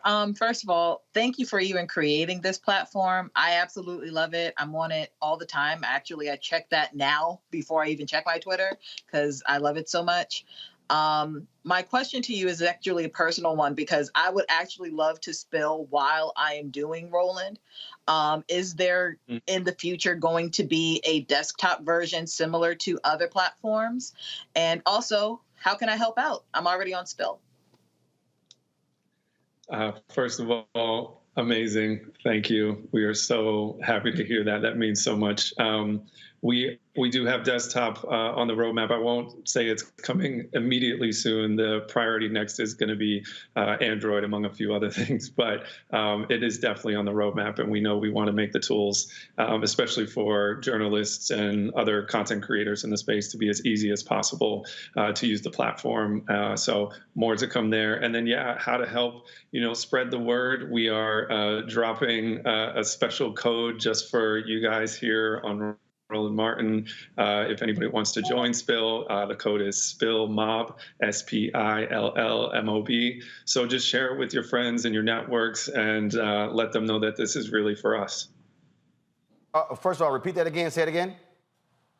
SPILLMOB. So SPILLMOB. So that's the promo code for the Roland Martin Unfiltered family? Yes, you guys got it. All right, folks, y'all got it right there. So stop sending me tweets saying, "Yo, how can I get the hookup for a code?" This is why you got. This is why you got to support this show and watch this show. Let's see here. Let's go to Matt. So first, Fonz, congratulations. This is extraordinary. I'm super happy for you, and it sounds like y'all have done everything you could possibly do to make an extraordinary platform. But to that end, I actually had a question for you about less about the platform and more about your venture capital kind of progress. So what advice would you have for other Black creators who want to create things but maybe don't know how to go through the VC process? What did you find in terms of best practices to really optimize that process? It's a great question. This is my first venture-backed startup, so I had a lot of the same questions when we began, and I think it really does underscore the importance of Black-owned media networks so that we can tap into the incredible emerging Black tech community.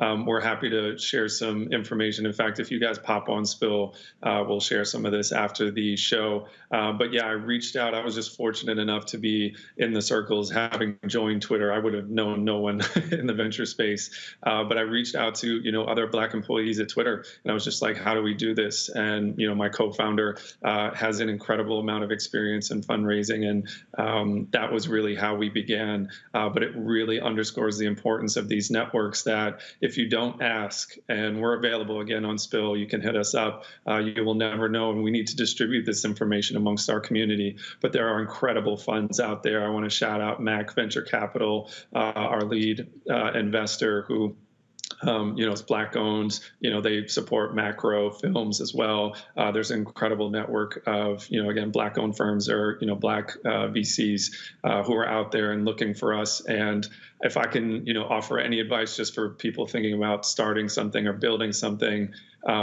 do it.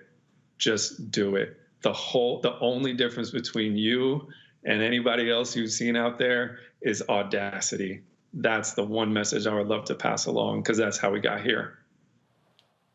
All right, then. Michael. Yes.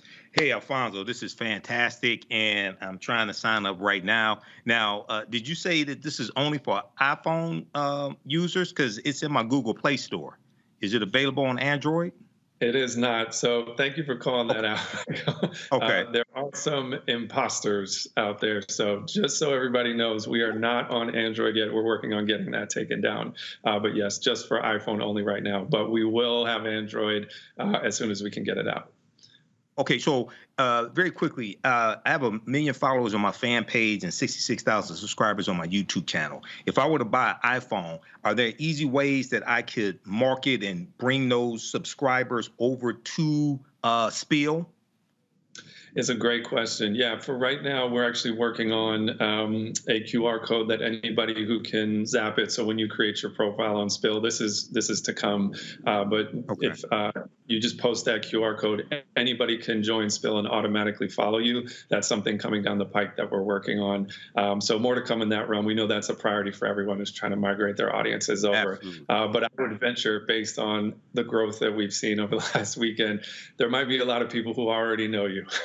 Over there. Right. Yeah, the African History Network. Okay, we'll talk. I'll get your number from Roland. We'll talk.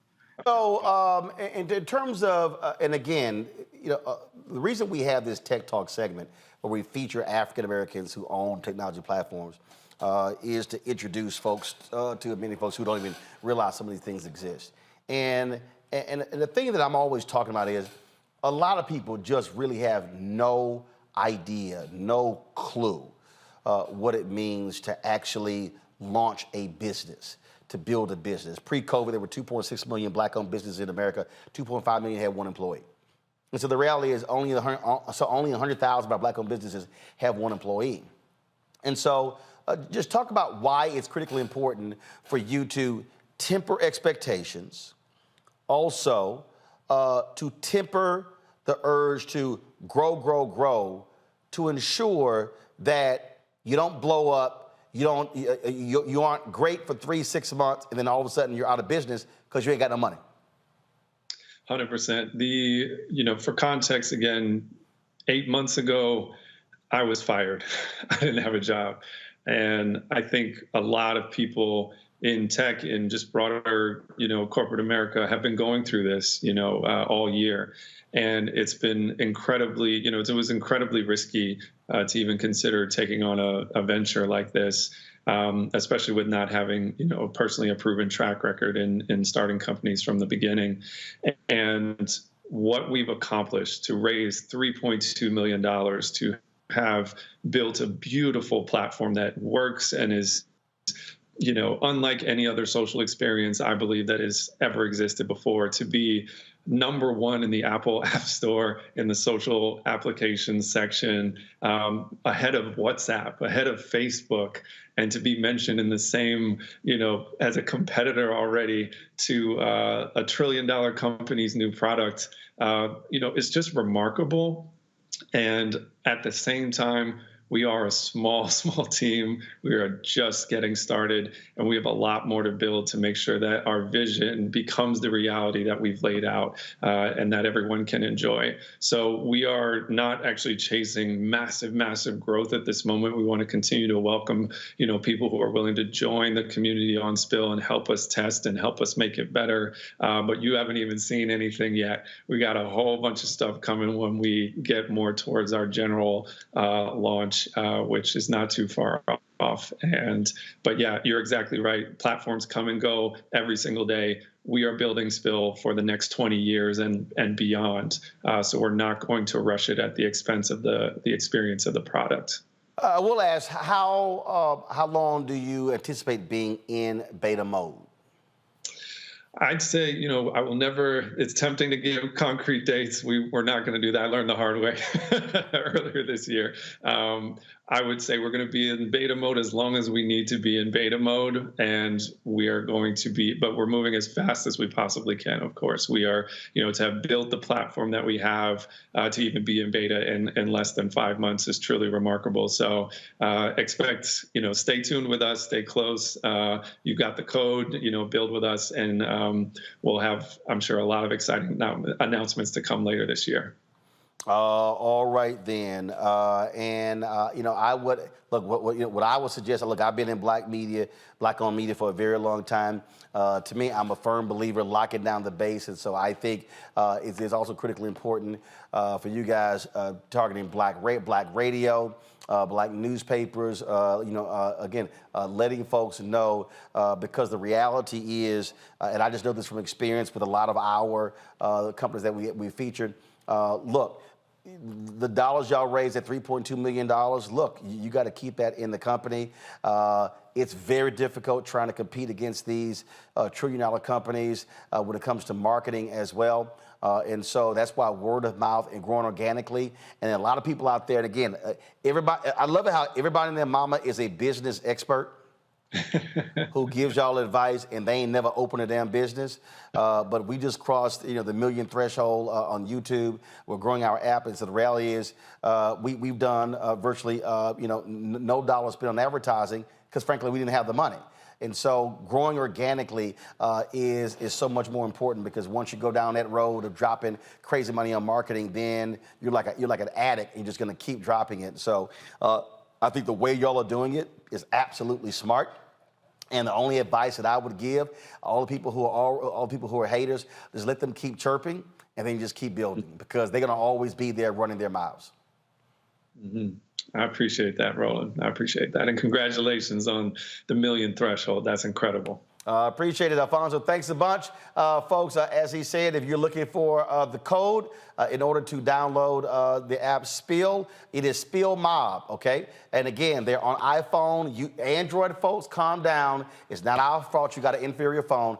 But again, they're going to be on Android very soon. And remember what he said. If you see Spill right now on the Google Play Store, that's a trash BS imposter app. Do not download it. They are not on Android. Be sure to spread the word. I'll be sure to post that on social as well. Alfonso, thanks a bunch. Good luck. Thank you so much, Roland. We'll see you on Spill. All right. Yes, indeed. All right, folks. Let me just say this here, and I'm gonna reiterate this because it needs to be said. I love black people. I fight for black people. I've spent more years in black-owned media than any other platform. But one of the things that absolutely drives me crazy is when I watch black people launch something and then other black people bitch, moan, and complain and tear it apart. And I watch us give white creators loads of runway to make mistakes. It angers me when I hear black people say, ooh, I once hired a black electrician, it didn't work out. I've hired a lot of white people who didn't do some stuff right. I didn't go, well, I ain't never hiring nobody white again. We can be our own worst enemies. We can be the biggest critics of our own people when it comes to something. I literally watched this with Isaac Hayes and fan base. Folks were saying, you don't have this, and you don't have that, and you don't have this, and you don't have that. They were literally comparing a black-owned, black-created app that at that point had raised about $3 million to an app over here where 500 million to $1 billion have been invested in. Let me explain something to y'all. If you can drop 500 million on developing an app, and you've got 100 engineers, and you've got marketers, and you've got all these different people, but then over here, you got a team of 10 or 15,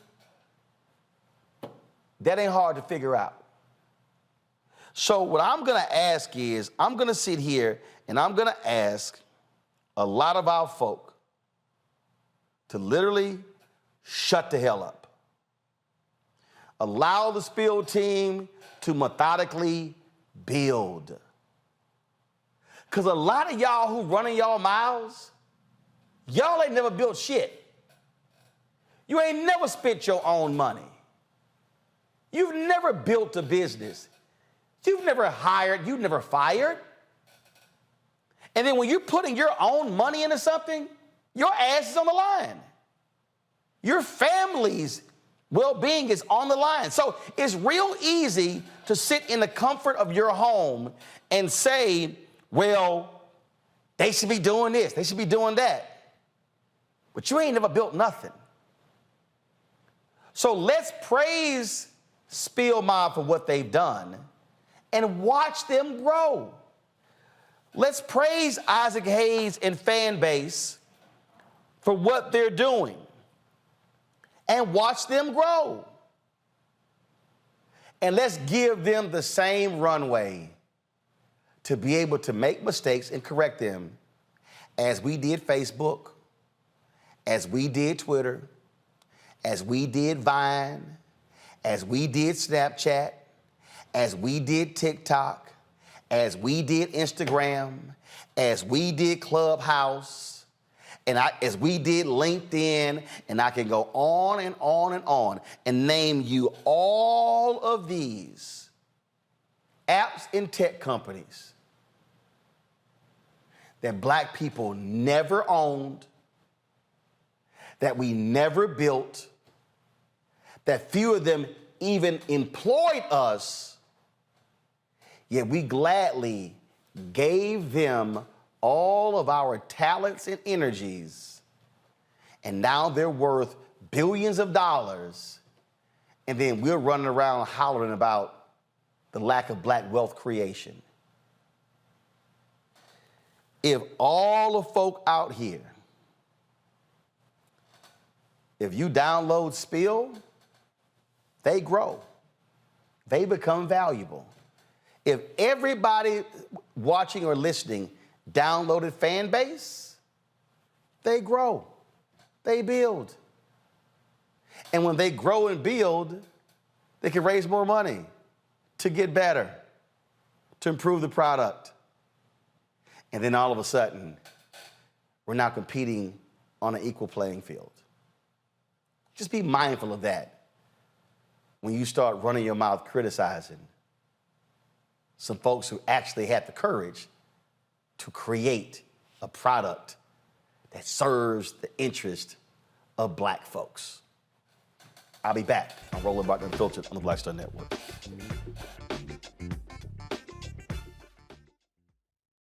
When you talk about Blackness and what happens in Black culture, we're about covering these things that matter to us, speaking to our issues and concerns. This is a genuine people-powered movement. There's a lot of stuff that we're not getting. You get it, and you spread the word. We wish to plead our own cause. Too long have others spoken for us. We cannot tell our own story if we can't pay for it. This is about covering us. Invest in Black-owned media. Your dollars matter. We don't have to keep asking them to cover our stuff. So please support us in what we do, folks. We want to hit 2,000 people, $50 this month, raise $100,000. We're behind 100,000, so we want to hit that. Y'all money makes this possible. Check some money orders. Go to P.O. Box 57196, Washington, D.C. 20037-0196. The Cash App is $RM Unfiltered. PayPal is R Martin Unfiltered. Venmo is RM Unfiltered. Zelle is Roland@RolandSMartin.com. My early days on the road, I learned, well, first of all, as a musician, I studied not only piano, but I was also drummer and percussion. I was all city percussion as well. So I was one of the best in the city on percussion. There you go. Also studied trumpet, cello, violin, and bass and any other instrument I could get my hand on. And with that study, I learned again what was for me. I learned what it meant to do what the instruments in the orchestra meant to each other in the relationships. Right. So that prepared me to be a leader. That prepared me to lead orchestras and to conduct orchestras. That prepared me to know, to be a leader of men, they have to respect you and know that you know the music. You have to be the teacher of the music. You have to know the music better than anybody. There you go. Right, so you can't walk in unprepared.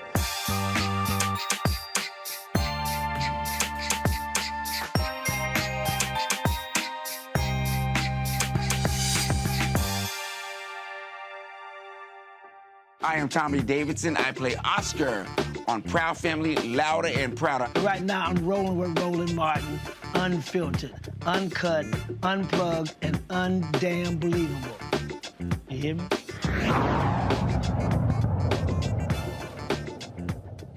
Do y'all recall the viral video of a black girl trying to get her diploma, and she did a little dance, and the principal decided not to give her a diploma? Well, guess what? That principal, she's out. Lisa Messi, the former principal at the Philadelphia High School for Girls, was replaced following a public outcry calling for accountability. Although the students eventually received their diplomas after the ceremony, the incident left them and their families feeling embarrassed and unsatisfied with the resolution.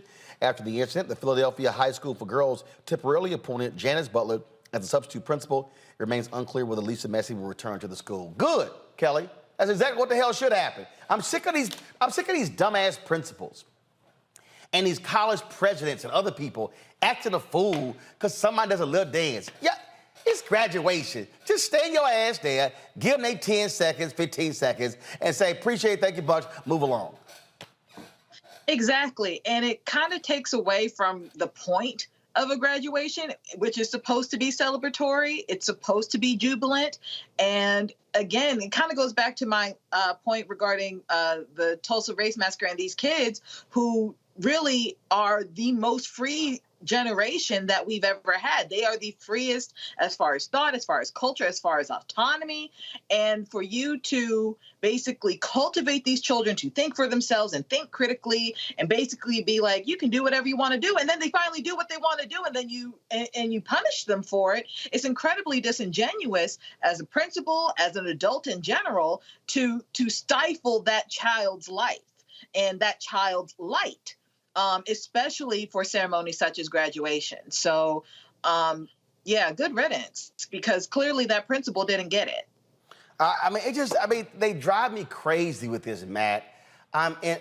We had one video that we showed where they actually had cops at the graduation snatching folks for celebrating. That's stupid.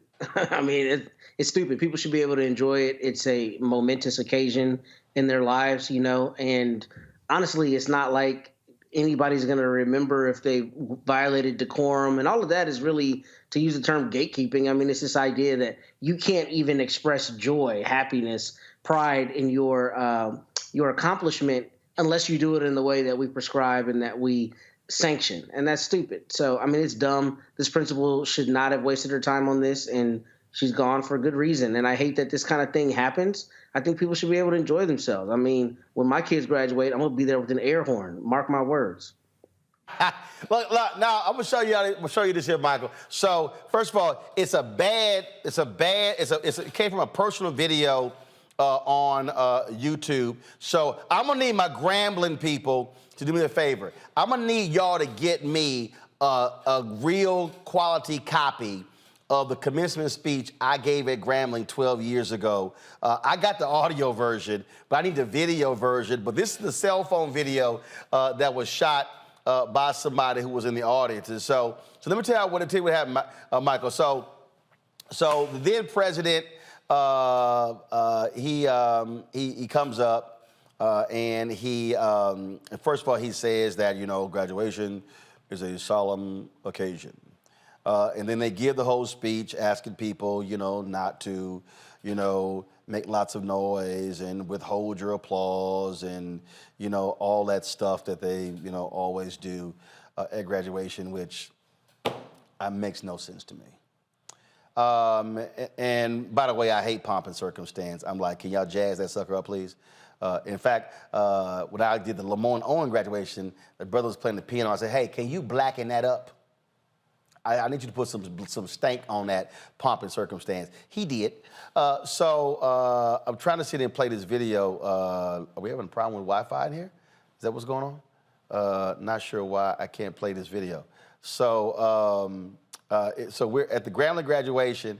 I then say, okay, here we go. So let me reset it. So I say, listen, I ain't come down here way the hell down, because I had to fly from D.C. to Dallas, Dallas to Shreveport, and they drove me to the Grambling campus. I said, I ain't come here for the symphonic band. So y'all got 60 seconds to make this thing funky. And this is what happened.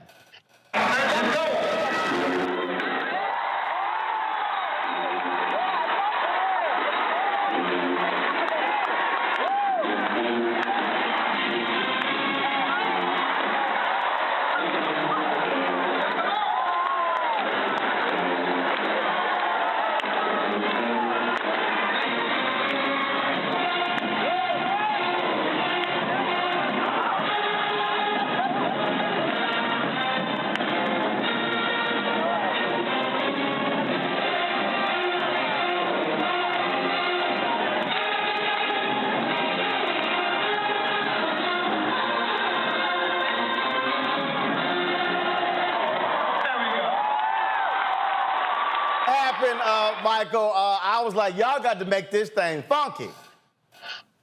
Yeah, you know, graduations are supposed to be a celebration, and there's a lot of sacrifice that parents, that family made for this person to be able to walk across the stage and get their diploma.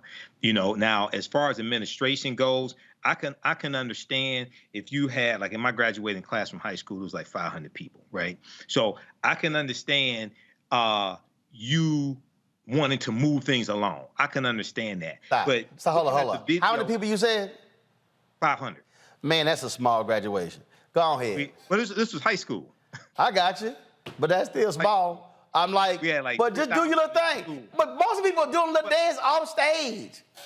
Right. So, in looking at the video here with the Philadelphia High School for Girls, the little dance she did, she wasn't holding things up. Right. She was moving along as she was dancing, and then the video that Channel 6 ABC did with her, she was saying she was trying to calm like her family members down because she didn't want them to give a big response, things like this. So to withhold her diploma, you know, because of that, there's a tinge of racism in here also. That's all that is.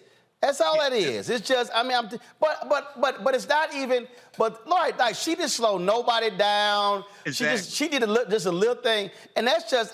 But the problem is when, again, this is the basic thing. When we act like it's not, it's supposed to be a party. There are people who are walking across these stages who literally are first-time graduates. Yes. They first-time graduates. And I can't stand, listen, somebody put in the chat, they said Roland just took over graduation. Listen, my ass, the speaker, I got commencement speaker rights. And so, what gets me is when people don't understand the moment. 8 years ago, I did South Carolina State graduation. Now, they were going through some issues, some financial issues, all kind of stuff.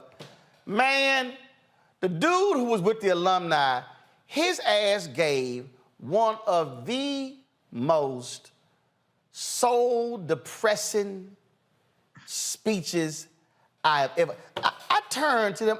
Y'all think I'm lying. Y'all know the show Unfiltered, my ass Unfiltered.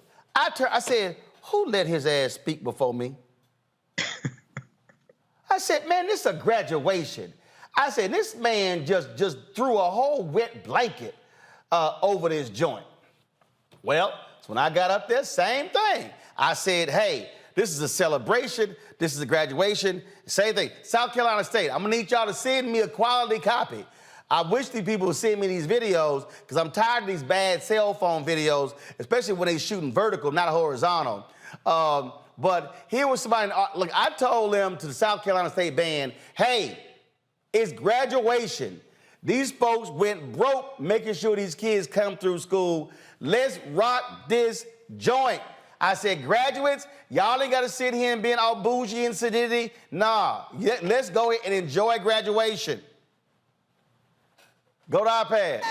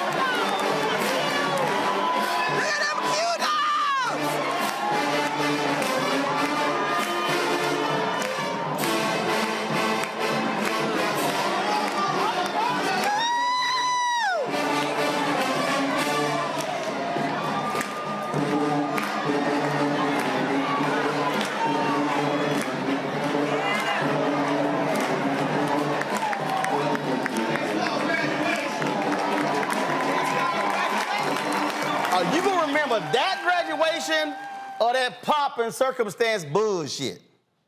You know, Roland, this is like the difference between the black church and the white church. Right. And black church service and white church service. This is like the difference between those as well. You know, we bring that African spirituality, we bring that Africanness to it. So, yeah, you know, we if you make graduation boring, you would turn other people off from wanting to go to school, possibly, because you have to be enthusiastic about this. So, yeah, you know, more power to them. They just need more Sigmas out there. The Sigmas probably already graduated, though. They just needed some more Sigmas out there, though. But, you know, probably the Sigmas already graduated. You know, those are the ones left behind.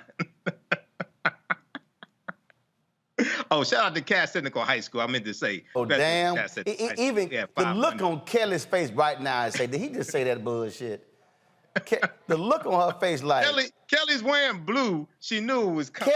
Kelly ain't wearing y'all blue. Shit, Kelly, go ahead. Kelly, go ahead, because Mike, I don't know what the hell he think he doing.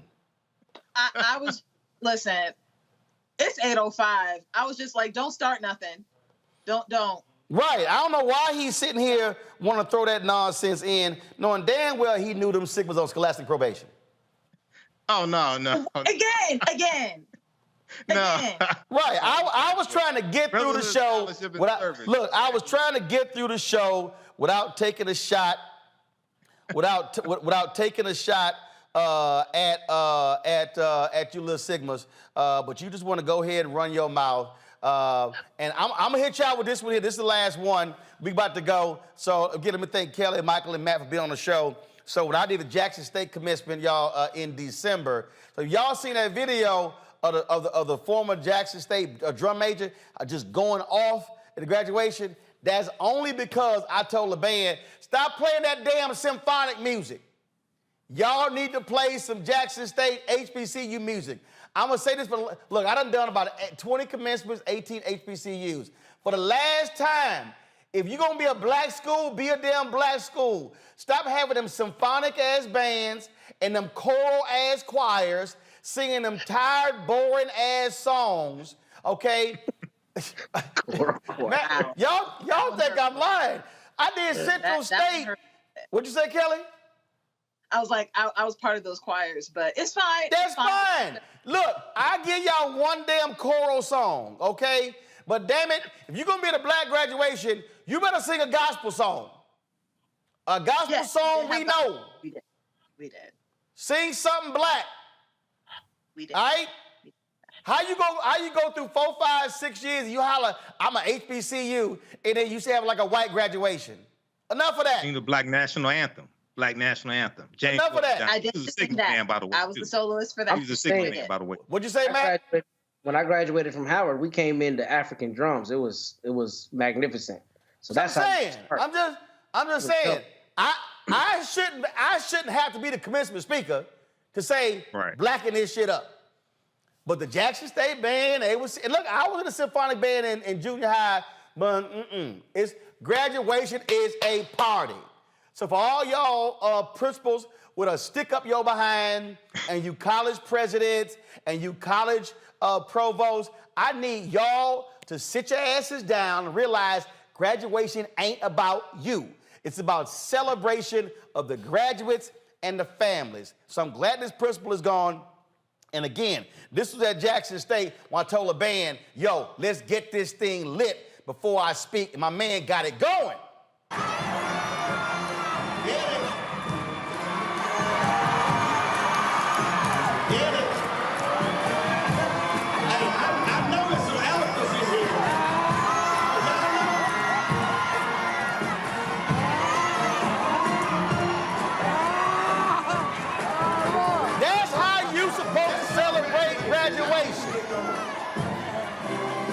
Letting y'all know, you invite me to be the commencement speaker, we gonna bring the funk. Kelly, Michael, Matt, I appreciate it. Thanks a lot, y'all. We got to go. Tomorrow on the campus of Cramden Auditorium, they are going to have the celebration of life for Dr. Bill Spriggs. Normally, on a day like today, when the jobs report came out, Bill would be one of the folks we will call to be on the show. Bill passed away a couple of weeks ago. Certainly saddened by that. Bill Spriggs was an amazing economist. He was, of course, someone we often called when it came to issues of economics. And so this here is the flyer here. And so, remembering labor economist William Spriggs, a celebration of life, and it's going to take place on the campus of Howard University, Cramden Auditorium, tomorrow. Doors open at 10:15. The program begins at 11 a.m. And so, if you are in, and I'm not sure if they are live streaming this, and so we're going to reach out and try to find out if they're going to be live streaming this. And so if they are going to be live streaming this, we're going to carry this on the Black Star Network. Bill was an amazing guy. We love Bill dearly. He, of course, was a friend of this show. We're saddened by his passing. And so the celebration of life will take place tomorrow. Folks, that is it. Y'all take care. Have a good one. I'll see you next week on Roland Martin Unfiltered. Holla!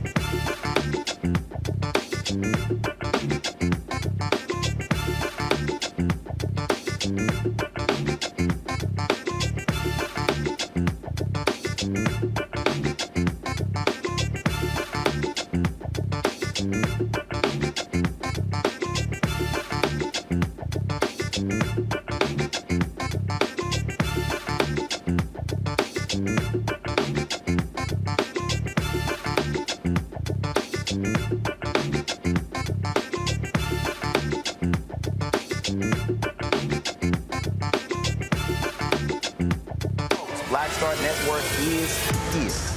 Oh, no punches! I'm real revolutionary right now. Support this man, Black Media. He makes sure that our stories are told. Thank you for being the voice of Black America, Roland. Stay black. I love y'all. All momentum we have now, we have to keep this going. The video looks phenomenal. See, this difference between Black Star Network and Black-owned media and something like CNN. You can't be Black-owned media and be scared. It's time to be smart. Bring your eyeballs home. You dig? Pull up a chair, take your seat at the Black Table with me, Dr. Greg Carr, here on the Black Star Network. Every week, we'll take a deeper dive into the world we're living in. Join the conversation only on the Black Star Network. Hi, I'm Dr. Jackie Hood-Martin, and I have a question for you. Ever feel as if your life is teetering and the weight and pressure of the world is consistently on your shoulders? Well, let me tell you, living a balanced life isn't easy. Join me each Tuesday on Black Star Network for a Balanced Life with Dr. Jackie. We're all impacted by the culture, whether we know it or not. From politics to music and entertainment, it's a huge part of our lives, and we're going to talk about it every day right here on The Culture with me, Faraji Muhammad, only on the Black Star Network. I'm Deborah Owens, America's Wealth Coach, and my new show, Get Wealthy, focuses on the things that your financial advisor and bank isn't telling you, but you absolutely need to know. So watch Get Wealthy on the Black Star Network.